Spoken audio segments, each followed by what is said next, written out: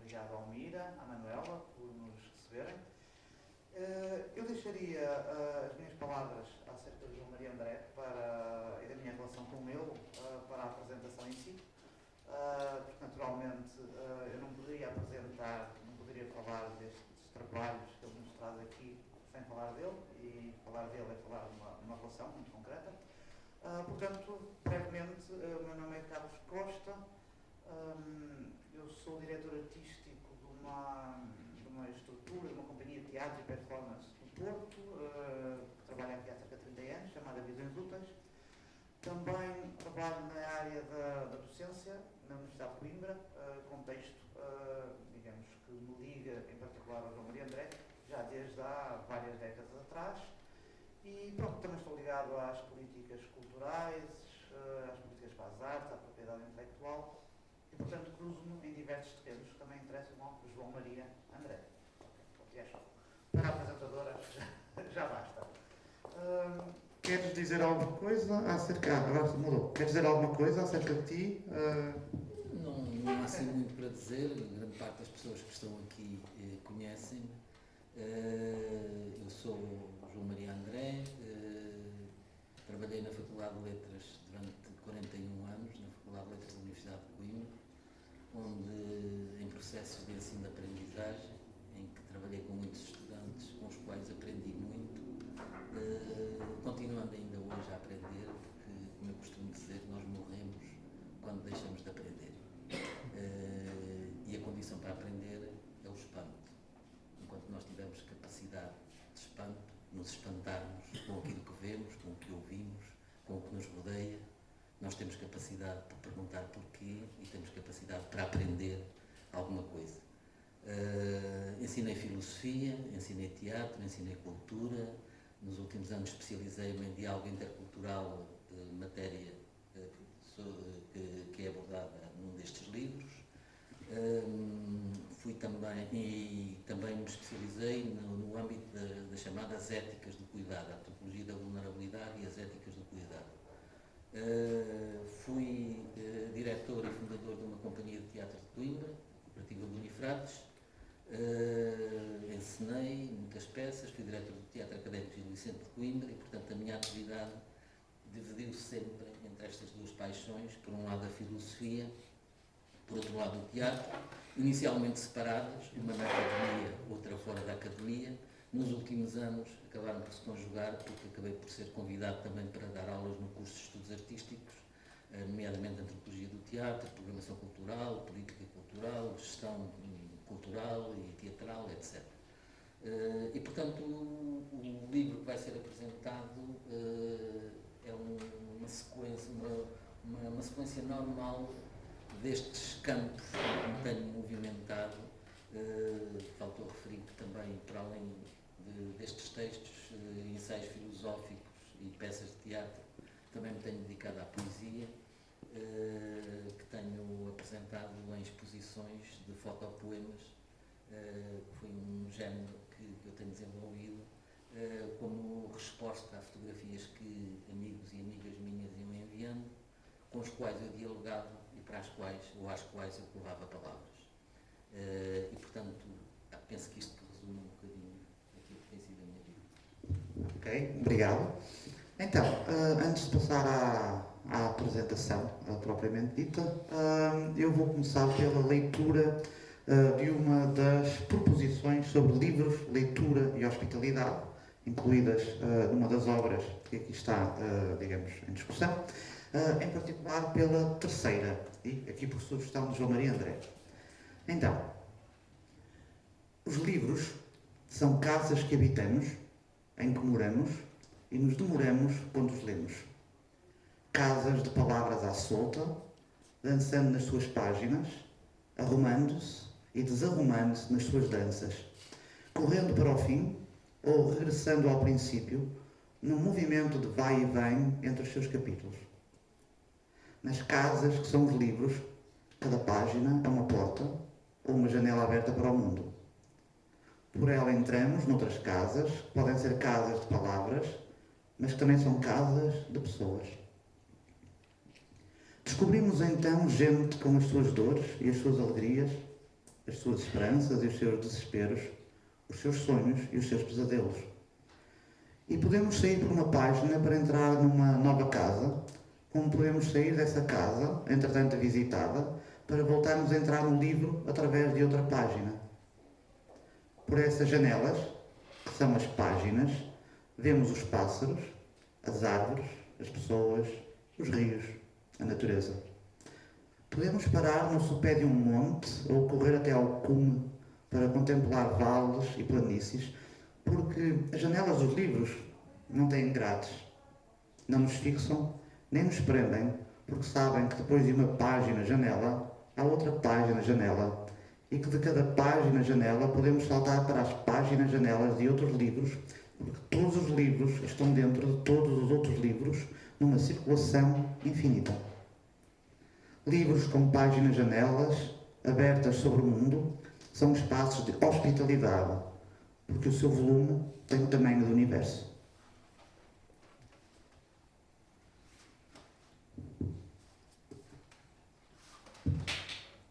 Então, já tendo feito os agradecimentos iniciais pelo convite e pelo acolhimento, eu passaria então à apresentação propriamente dita. O João Maria André, sintetizando tudo o que ele disse, é dramaturgo, é encenador, é dramaturgista, é tradutor, é poeta, é ator, é diretor artístico, é escritor e fundou em 1980 a Bonifrates, uma companhia de produções teatrais e realizações culturais. Para quem conheceu e conhecia o João Maria André nos finais da década de 80, ele parecia uma espécie de homem do Renascimento, que tivesse realizado uma viagem no tempo, talvez um homem do Renascimento no exílio. Repare-se nas palavras de Nuno Cardoso, até há pouco diretor artístico do Teatro Nacional São João, um dos imensos alunos que se perderam, no melhor dos sentidos, perante as pontes que João Maria André lançava entre teatro e filosofia. Diz o Nuno Cardoso: o João Maria André parecia uma espécie de reservatório de saber teatral misterioso a que nós não teríamos acesso ainda. Mas quando eu penso no João Maria André, o que me vem à cabeça não é só isso. É que, a meio da minha triste carreira académica, eu decidi mudar para a filosofia. E em filosofia só fui a uma aula de epistemologia dada pelo João Maria André. E lembro-me de estar sentado na aula e não estar a perceber nada do que é que ele estava a dizer. Mas está com muita atenção a pensar. Este homem está vestido com umas calças de popelina azul claro, um boné basco, uma camisa aos quadrados de manga curta e meias amarelas canário. Repito eu, não um mono. Umas calças de popelina azul claro, um boné basco, uma camisa aos quadrados de manga curta e meias amarelas canário. E diz agora, o Nuno novamente, que cada vez que me lembro do João Maria André, lembro-me disto. Porque eu acho que todos nós temos de ter a coragem de enfrentar a vida alegremente, com sentido de missão, de prazer e meias amarelas. E esta imagem sempre me ajudou nos momentos mais complicados da minha vida a pensar: opa, que se foda.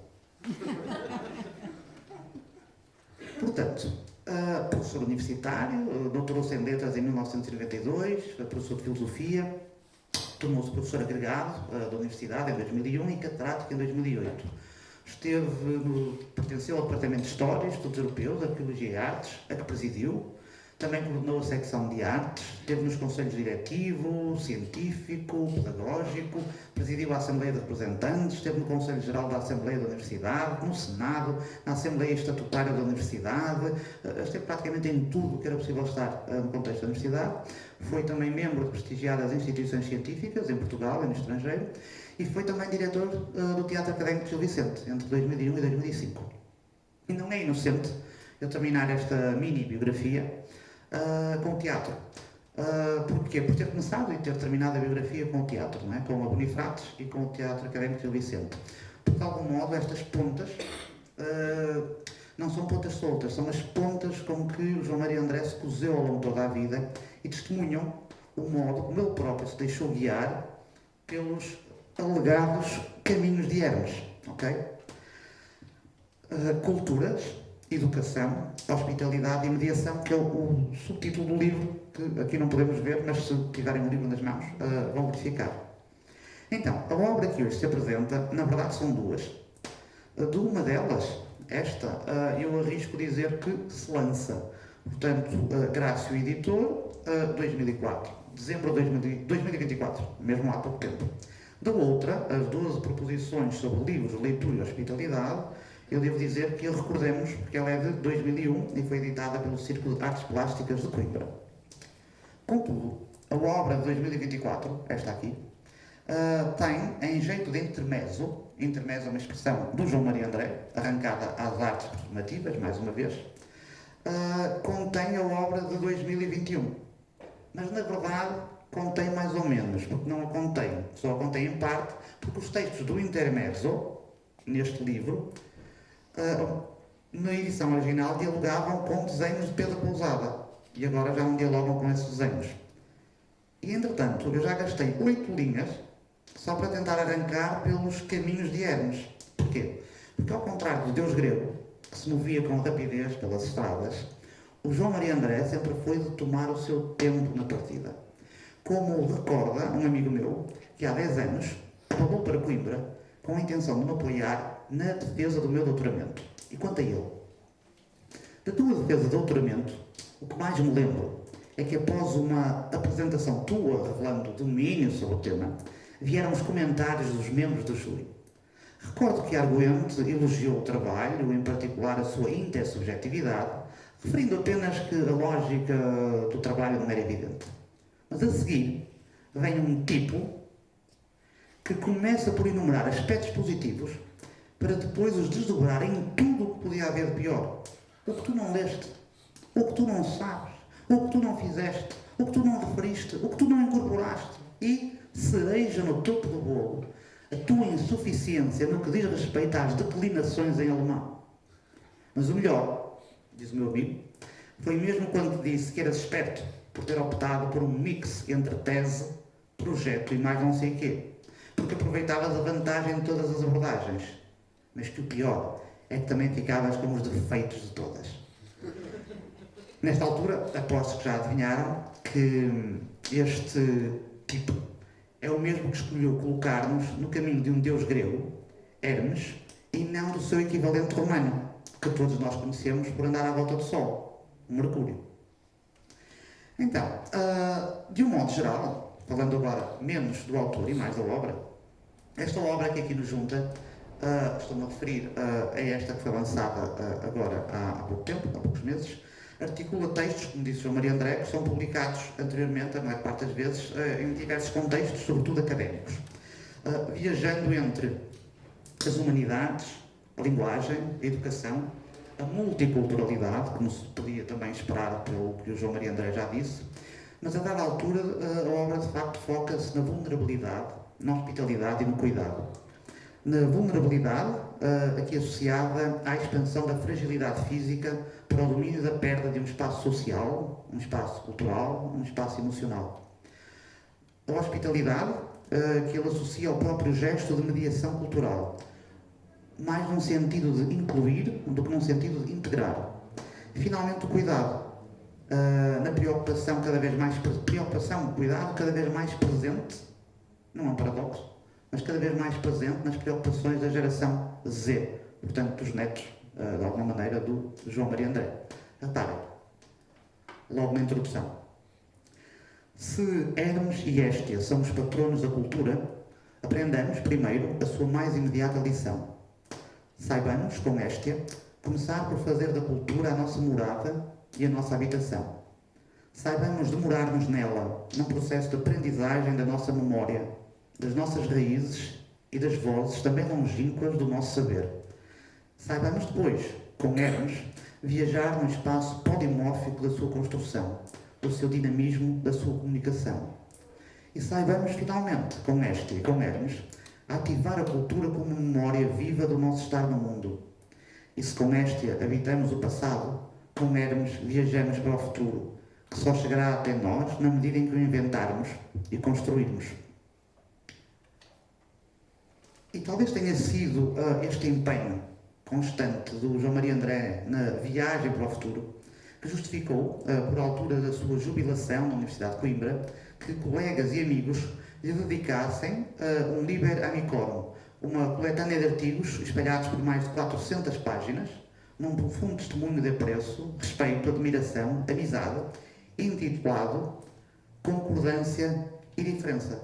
E sublinhando nessa obra, nessa homenagem, quanto ao João Maria André, vou citar, a constante meditação do passado, a vigilante atenção ao presente, o implicado cuidado pelo futuro, a intensidade no repensar dos mesmos problemas, sempre e de cada vez reconsiderados pela singularidade de um olhar, em cada coisa, em cada tempo, em cada um de nós, em que o diferir e o concordar não são figuras justapostas, vou repetir esta parte, gosto muito, em que o diferir e o concordar não são figuras justapostas, mas condições essenciais, encarnadas, com todo o nosso corpo em movimento, a nossa mente em exercício de abertura ao mundo e ao semelhante. De facto, pelo menos na perspectiva do curso de Estudos Artísticos da Faculdade de Letras da Universidade de Coimbra, a saída do João Maria André foi dramática, ou então vamos dizer trágica, não é? Para adensar um pouco mais esta nossa viagem no tempo, na obra e na biografia do autor. Não se tratou apenas do curso, onde eu também leciono, perder um dos seus fundadores e à data o único professor catedrático. Tratou-se também da perda da voz mais livre, quase diria mais anarca, da voz e do corpo. Atente-se, porque João Maria André era o professor que, de manhã, em salas onde as carteiras ainda estavam e ainda estão, páginas pregadas no soalho, cravadas pelos mesmos pregos com que Salazar nos prendia ao chão, João Maria André era o prof que de manhã mediava diálogos com Hermes e Héstia e à noite se agarrava a varas de luz e enrolava cabos nas montagens e desmontagens da Bonifrates. Mas foi trágico porque a liberdade, trágica à saída, porque a liberdade de João Maria André sempre confundiu as habituais relações de poder vigentes, tanto na academia como nas artes. Como se todos os dias, além das meias amarelo canário, envergasse uma t-shirt da Amnistia Internacional com uma vela e a frase "Posso não concordar com o que dizes, mas irei bater-me para que o possas dizer". E esse foi sempre o caminho de João Maria André, tanto nos júris de doutoramento, como nos foyers dos teatros, nas conversas pós-espetáculo. Num e noutro caso, dizendo de modo assertivo não, não e não, para logo gritar sim, sim e sim. Um dos momentos mais cómicos que recordo do modo como João Maria André sabotava as relações de poder no contexto da academia era o telefonema anual com que me dizia alegremente que no Conselho Científico tinha votado contra o meu contrato. Não porque não me quisesse ao seu lado, mas porque achava que as condições de contratação não eram justas. Imagino que depois da sua reforma o meu contrato tenha passado a ser aprovado por unanimidade e não pela maioria absoluta de todos contra um a que o catedrático anarca obrigava anualmente. E neste esforço de hospitalidade, o João Maria André entendeu por bem deixar à Faculdade de Letras da Universidade de Coimbra e ao curso de Estudos Artísticos uma disruptiva proposta para a criação, dentro da burocracia da Universidade, de uma nova cadeira, associada a um portfólio de atividades extraletivas, aparentemente tão disruptiva, que eu só tomei conhecimento dela agora, quando preparava esta apresentação. E curiosamente, numa espécie de vingança, num semestre em que eu próprio, sem saber desta proposta, e movendo-me, agora sim como Hermes, por entre a burocracia da Universidade de Coimbra, isto é, sem a tentar mudar, aqui como o João Maria André, apenas fintando-a, estou a conduzir uma unidade curricular através da criação de um portfólio de atividades extraletivas, assim descrito pelos colegas no referido Liber Amicorum. Uma leitura arguta dos sinais do tempo presente e uma resposta às transformações verificadas nos processos de ensino e aprendizagem, propondo caminhos de articulação entre teoria e prática, a convergência integradora de competências académicas e profissionais, assumindo as atividades extraletivas não como ações complementares, mas como experiências estruturantes na preparação do futuro. Claro que tudo isto, na prática, da burocracia ficou na gaveta. E eu agora tenho conseguido passar entre os pingos da chuva e justificar exatamente isto, portanto, numa lógica mais de sabotagem do sistema, porque estou a fazer o que João Maria André propôs, mas sem dizer que o estou a fazer. Portanto, nada disto saiu daqui, ok? O que passa no Mira, morre no Mira. Não sei se já ouviram a Manuela dizer isto.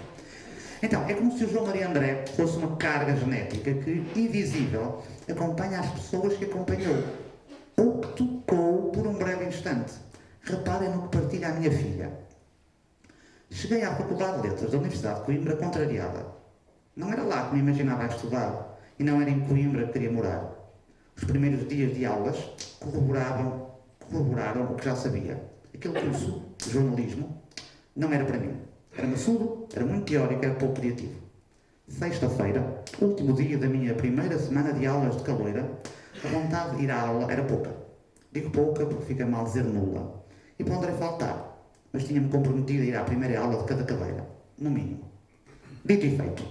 E ainda bem que assim o fiz, porque acabei a pensar que talvez pudesse fazer o curso com gosto, desde que houvesse mais unidades curriculares como aquela. Refiro-me a uma cadeira que me ocupou várias páginas de notas e apontamentos. Finalmente uma aula interessante nesta faculdade. Finalmente sinto-me estimulada, pensei. Entretanto, na segunda fase de acesso ao ensino superior, entrei noutra universidade e nunca mais me sentei numa aula da FLUC. Voltei para o Porto com o meu pai, e com a impulsividade típica de uma rapariga de 18 anos, disse-lhe que já sabia qual ia ser a minha própria tatuagem. Próxima tatuagem. Tinha rabiscado uma frase dita pelo tal professor no caderno, mas como não me pareceu suficiente para o quanto tinha gostado dela, concluí que a opção mais óbvia seria marcá-la no corpo. Era algo como a mente também sente e o corpo também pensa. O professor chamava-se João Maria André e é a única aula de que me lembro naquela que foi a minha primeira faculdade. Portanto, e agora para fechar, quem conhece o João Maria André já viu esta arte de fazer amor com o tempo. Estou a roubar esta frase, é um subtítulo de uma obra dele, dedicada ao jogo, ao corpo, ao teatro, em que num dos capítulos se dedicava precisamente à importância das tatuagens. Pelo que não será por acaso que uma aluna adolescente sai das suas aulas com vontade de tatuar no corpo o que ele diz. Esta arte de fazer amor com o tempo, esta ideia de que a mente também sente e o corpo também pensa, esta concordância e esta diferença, este esforço de hospitalidade e mediação entre universidade e sala de espetáculo, nomeadamente quando a sua voz se levanta, no melhor dos sentidos, contra o que acaba de ver, explicando com rigor em que falhou um doutorando ou um artista.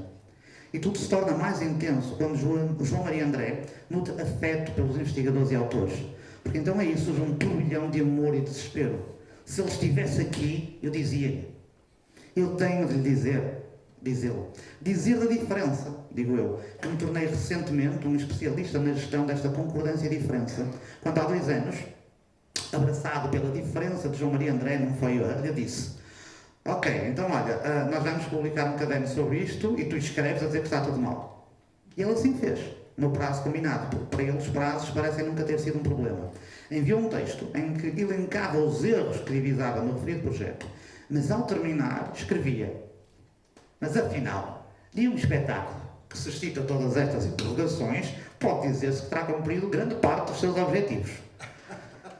Ou seja, é nesta deliciosa ambivalência, oscilando entre imprecações acerca de um espetáculo mal conseguido, logo seguidas da declaração de amor e apoio ao respectivo autor, o que também se aplicava aos júris de doutoramento, em que a aparente denúncia das insuficiências do candidato logo dava lugar à hospitalidade de quem dá um abraço sentido, é nesta deliciosa ambivalência de meias amarelas calçadas que a biografia de João Maria André se vai tatuando na vida de todos e todas que tiveram o prazer de partilhar com ele, nem que fosse um bocadinho das suas vidas, uma aula.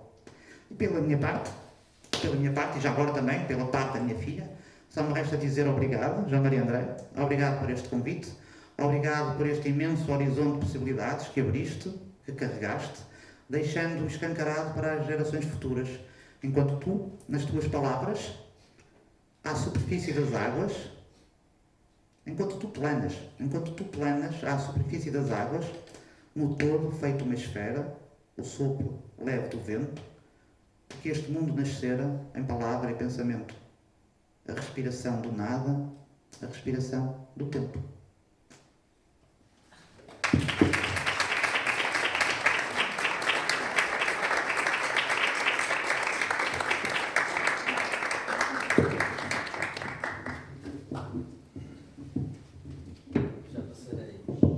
Já passarei aos agradecimentos. Vamos fazer aqui um intermezzo para passar um bocadinho a emoção com todas estas palavras e que eu vou aproveitar para ler, assim como o Carlos leu uma proposição do primeiro intermezzo do livro.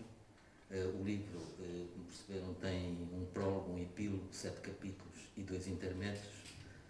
Um dos intermédios, o segundo, intitula-se Coro da Hospitalidade, e foi um texto, um poema que eu escrevi à maneira dos coros das tragédias gregas sobre o tema da hospitalidade. E desse coro eu vou ler a primeira parte. É grande, sim, e redondo este mundo em que vivemos, criado no tempo dos tempos, no claro início de tudo, sem fronteiras e sem muros, sem portões e sem ameias, feito de terras sem donos, sem divisões e sem marcos, para que nele habitassem os seres vivos e humanos, e assim no chão que é de todos encontrassem o sustento, um leito para dormir, casa para viver, mesa para comer e um espaço para repousar, depois de uma dura vida de labuta e movimento. É tão imenso este mundo e é de todos e ninguém, com seus rios, suas montanhas, plantas, peixes e ar, e a muita luz dos seus dias, e as gentes de tantas cores, e alegrias, e tristezas, e dores, sonhos, paixões. Tanta estrada tem o mundo para o nosso caminhar. Muitas praças, muitos cantos, muitas estrelas no céu, muitos rostos, muitos corpos, muitas palavras diferentes para chamar um irmão e sentir o seu sorriso, as palmas das mãos abertas, com um simples cesto de pão. Somos casa uns dos outros a morada. Somos o chão e o teto e o regaço que acolhe o que na sua diferença humanamente nos olha. Hóspedes todos uns dos outros, somos todos hospedagem, migrantes do espaço e do tempo, somos hospitalidade. Grande e estranho lugar é o mundo em que vivemos. E frágeis nós, os humanos, na aventura que é o tempo, nas dores que nos atingem e nas feridas que sofremos, por outros homens rasgadas, e por guerras, e por ventos, pelo mar e a natureza, por deuses que não sabemos, enquanto os filhos nos morrem à beira dos nossos abismos. Aqui estamos, por empréstimo, como quem está de passagem. Mas não somos do que a busca de um aceno ou de um olhar que nos ofereça o regaço do calor do nosso berço, do colo da nossa mãe, do abraço de um irmão. E somos todos diferentes, mas somos todos iguais. Todos outros uns dos outros, iguais no sol das lágrimas, no suor do nosso rosto, no sangue pulsando nas veias. Não somos esferas fechadas, nem paredes sem janelas. Não somos espelhos de imagens repetidas, decalcadas em cópias a preto e branco no rosto pardo da vida. Somos antes a diferença nas ideias e nas vozes, e na memória dos cantos e no corpo dos poemas. Somos um caleidoscópio inventando novas formas de um mundo sempre diferente nos abraços dos amantes. Somos a pele marcada pela história que nos fez. Somos a escrita da noite, o cheiro quente da terra. Ideias e pensamentos com outras cordas tecidos. E só queremos um espaço no coração da verdade em que possamos dançar ao som do mar-oceano, nossos sonhos, nossos gestos e o nosso contentamento. Queremos só uma casa com o tamanho do mundo, uma casa como um templo de entrada livre e sagrada, sem limite ou condição e sem prazo no futuro. Com este nome tão simples, com este nome tão puro, Casa de Hospitalidade.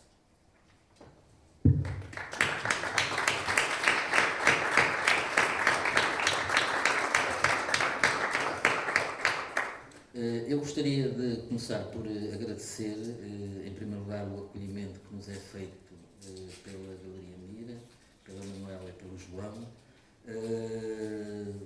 para a apresentação deste livro aqui no Porto. É a segunda vez que eu estou aqui nesta casa mobilizada artisticamente. A primeira foi na representação da peça O Filho Pródigo, encenada pela Luísa Pinto e representada aqui por reclusos de Santa Cruz do Bispo e por atores profissionais do Porto. e sinto-me bem e, portanto, agradeço muito a hospitalidade, para utilizar a palavra que está em causa, a hospitalidade com que me recebem aqui. Como também agradeço a hospitalidade com que o Carlos me recebeu e recebeu o meu convite e respondeu ao meu convite desta forma tão generosa, tão sincera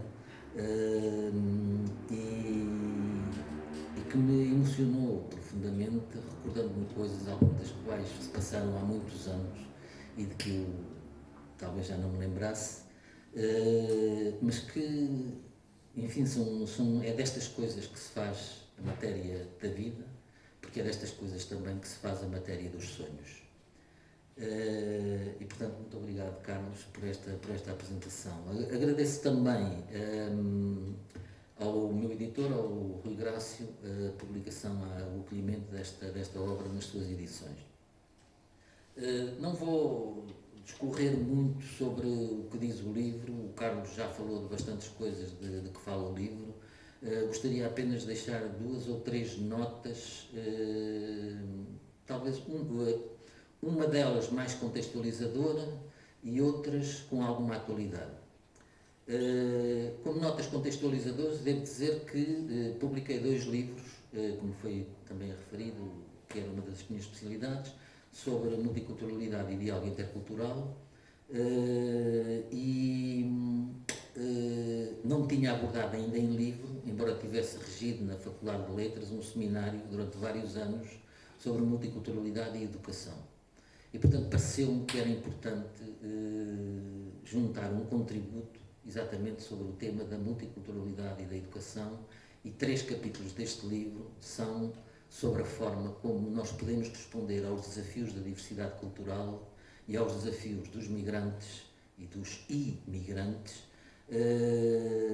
de uma maneira que não seja uma maneira assimilacionista, mas seja uma maneira que reconheça que a diferença nos enriquece e que não é propriamente para eliminar ou para destruir.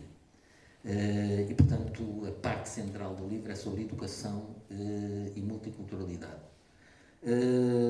Depois, uma outra coisa que eu gostava de dizer, e agora para contextualizar este livro em problemas atuais, este livro é também, pretende ser também, isso não é dito, não foi dito, não está dito no livro, um grito de revolta contra a forma como hoje, quando a gente ouve os telejornais, quando a gente ouve as intervenções dos políticos, quando a gente ouve os debates nas televisões e nos diversos fóruns sobre a imigração, a forma como parece que de repente a imigração se reduz a um cartão de cidadão, a um passaporte, a uma legalização de uma entrada no país, a uma questão meramente administrativa ou, quando muito, às vantagens ou desvantagens económicas da imigração.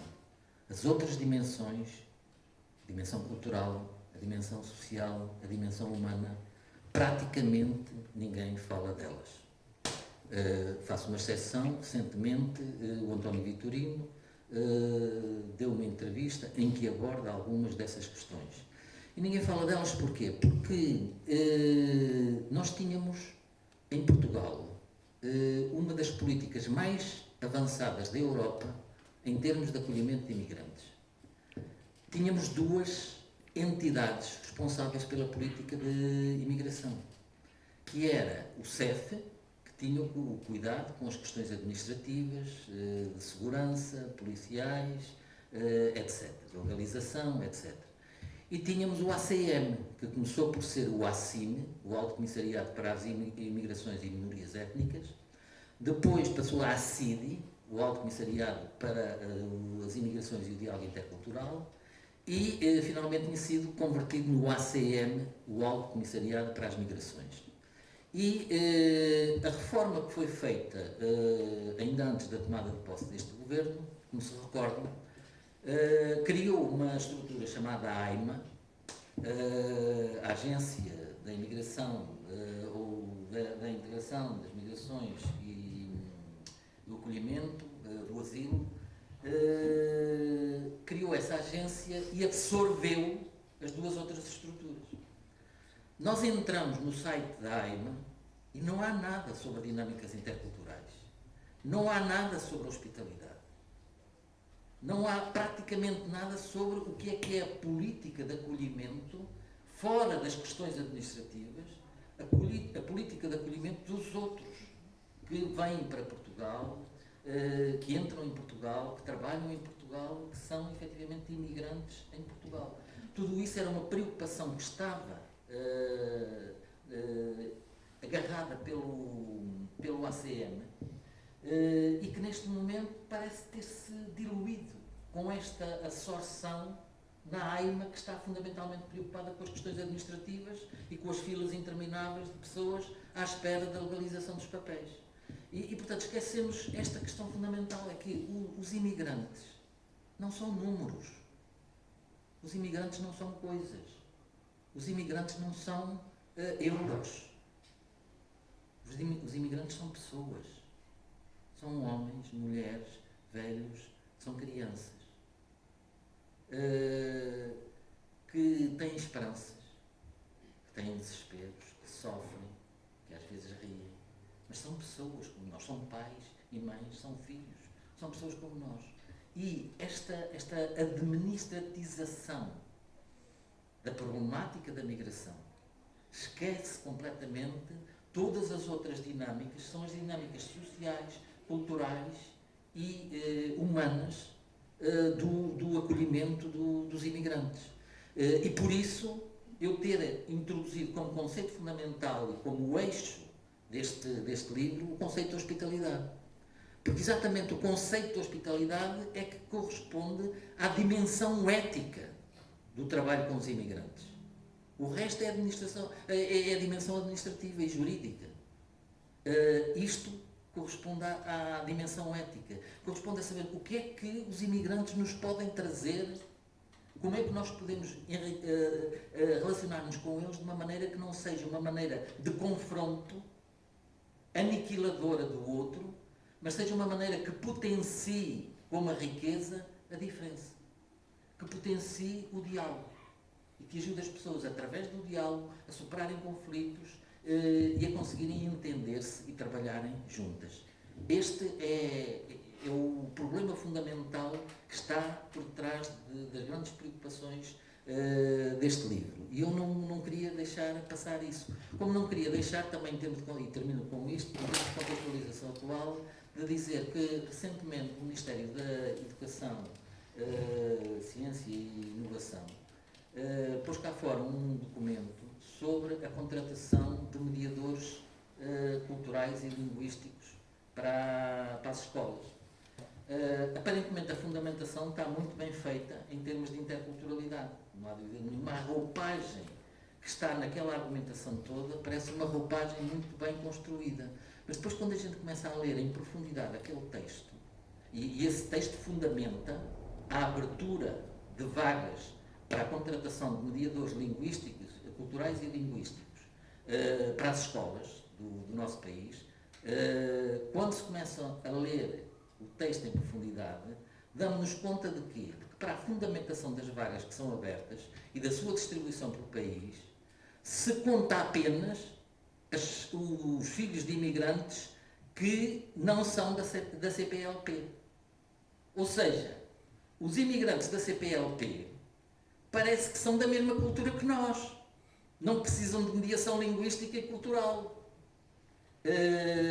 E isso é de uma gravidade enorme, sobretudo quando, alguns dias depois do Ministério ter cá posto esta nota fora, portanto ter emitido esta nota, vieram estudos de que a comunicação social se fez eco, dizendo que os jovens imigrantes que mais dificuldades e mais problemas tinham no sucesso escolar não eram nem os chineses, nem os ucranianos, nem os indianos, nem nada disso, mas eram efetivamente os que vinham da comunidade da CPLP.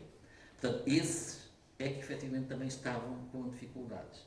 E depois, quando no perfil e nos requisitos para a seleção nos concursos, para preencher as vagas de mediadores culturais e linguísticos, se estabelece como um dos critérios obrigatórios estar alinhado com os princípios constitucionais da República Portuguesa e conhecer os costumes, as tradições e a história e a cultura portuguesa. Eu pensava que o mediador era alguém que fazia a ponte entre duas culturas e que para fazer a ponte entre duas culturas tem que ter conhecimento das duas culturas, das culturas daqueles que nos visitam e da nossa própria cultura. Mas se ignora completamente quaisquer competências no domínio de outras culturas e se reclama apenas o alinhamento com os valores constitucionais da República Portuguesa e o conhecimento das tradições, da história e da cultura portuguesa, então, provavelmente não estamos a falar do mesmo conceito de mediação. Provavelmente estamos a falar de um conceito de mediação que significa assimilação. É isso, penso que é disso que se fala. E, portanto, eu não poderia deixar, neste momento em que apresento também este livro, dizer isto não está no livro, mas dizer isto que é uma preocupação minha que nasce de questões muito atuais com que nós nos vemos confrontados. Pronto, e era fundamentalmente isto que eu gostava de dizer. Foi com muito gosto e com muito prazer que estou aqui. Como o Carlos disse, estes são 2 livros, mas as 12 proposições são integradas, o texto das 12 proposições aparece integrado no segundo livro, no livro Hermes, Pelos Caminhos de Hermes, mas existem os 2 livros. O primeiro livro é um livro que tem desenhos do Pedro Pousada, um colega meu, diretor do Colégio das Artes da Universidade de Coimbra, professor no Departamento de Arquitetura da Faculdade de Ciências e Tecnologia da Universidade de Coimbra. Não são ilustrações, ele faz questão, ele não está cá, não pode cá estar, mas eu faço questão de dizer o que ele sempre me disse: eu não te faço ilustrações, eu não sou ilustrador. Eu li as tuas proposições e fiz 2 dezenas de desenhos que me foram inspirados na globalidade pelas tuas proposições. E, portanto, ofereço estes desenhos para vocês escolherem os que quiserem e publicarem como livro. E, portanto, que não se vá à procura de ilustrações neste livro. Quem ler verá que são 2 registros que correm em paralelo e que se vão encontrando um com o outro. Um no domínio das artes visuais, o outro no domínio da arte da escrita. E era isto. Muito obrigado pela vossa presença. Gostaria muito de agradecer terem vindo aqui, terem estado aqui e fazendo assim companhia na celebração do aparecimento e da divulgação de 2 textos que, como diz a proposição que foi lida pelo Carlos e as outras proposições, de alguma forma, quando eu escrevo um livro, escrevo como um exercício de hospitalidade, ou seja, abro aquilo que é a minha casa aos meus futuros leitores. E aquilo que eu gostaria é que os leitores dos meus livros, quando os leem, fizessem da leitura um exercício de hospitalidade, ou seja, que os lessem como se me recebessem em sua casa e comigo convivessem. E atenção, hospitalidade não significa concordância. Com esta nota termino. Hospitalidade não significa que a gente tenha de concordar com o hóspede que recebe. A discordância faz parte também, a diferença faz parte da hospitalidade. Eu posso discordar dos outros, eles podem discordar de mim. O conflito, as pessoas às vezes dizem muito mal do conflito. O problema não está nos conflitos. Os conflitos, entendamos, são inevitáveis. Porque há diferença, há conflitos. O problema não são os conflitos. O problema é a resposta que se dá aos conflitos. E, normalmente, a resposta que se dá aos conflitos é uma resposta que passa pela violência. E aí é que está o problema. Porque se a gente encontrar uma resposta que passa pelo diálogo, sem que isso signifique concordância e assunção das mesmas posições, nós conseguimos superar o caráter disruptor do conflito e transformar o conflito num momento de enriquecimento e de conhecimento mútuo. E acho que isso é que é o mais importante quando pessoas diferentes se encontram. Muito obrigado.